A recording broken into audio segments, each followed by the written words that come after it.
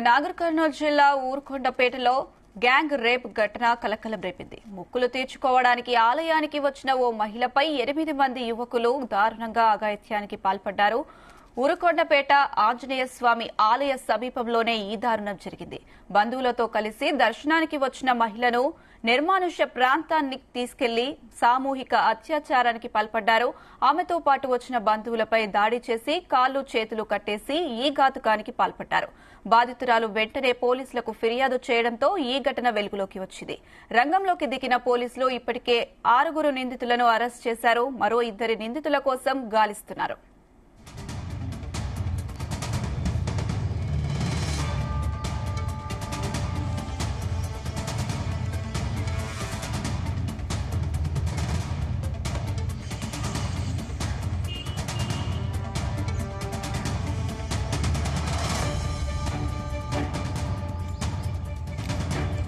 నాగర్ కర్నూలు జిల్లా ఊరుకొండపేటలో gang rape ఘటన కలకలం రేపింది. మొక్కులు తీర్చుకోవడానికి ఆలయానికి వచ్చిన ఓ మహిళపై 8 మంది యువకులు దారుణంగా అఘాయిత్యానికి పాల్పడ్డారు.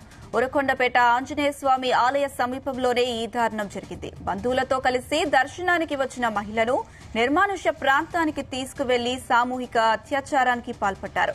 ఆమెతో పాటు వచ్చిన బంధువులపై దాడి చేసి కాళ్లు చేతులు కట్టేసి ఈ ఘాతుకానికి పాల్పడ్డారు. బాధితురాలు వెంటనే పోలీసులకు ఫిర్యాదు చేయడంతో ఈ ఘటన వెలుగులోకి వచ్చింది.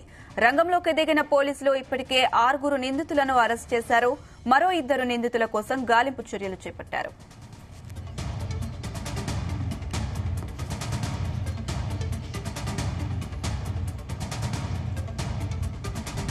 ఇదే అంశానికి సంబంధించి మరింత సమాచారం మా ప్రతినిధి శశి అందిస్తారు. శశి,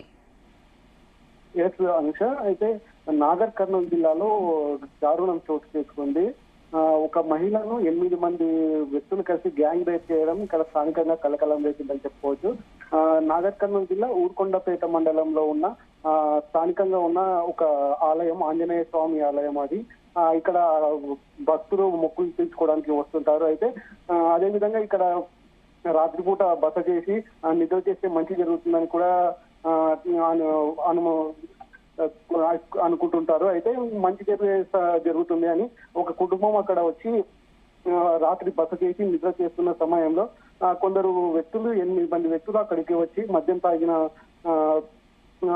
పరిస్థితిలో ఉన్నారు. అయితే వీళ్ళు బహిర్భూమికి వెళ్లిన మహిళను తీసుకొని వెళ్లి సామూహికంగా అత్యాచారం చేసే ఘటన స్థానికంగా కలకలం చేస్తుంది. అయితే ఇప్పటికే ఇక్కడ ఉన్న 6 మందిని పోలీసులు అదుపులోకి తీసుకొని విచారిస్తున్న పరిస్థితి అయితే ఉంది. అనుష, రైట్ శశి.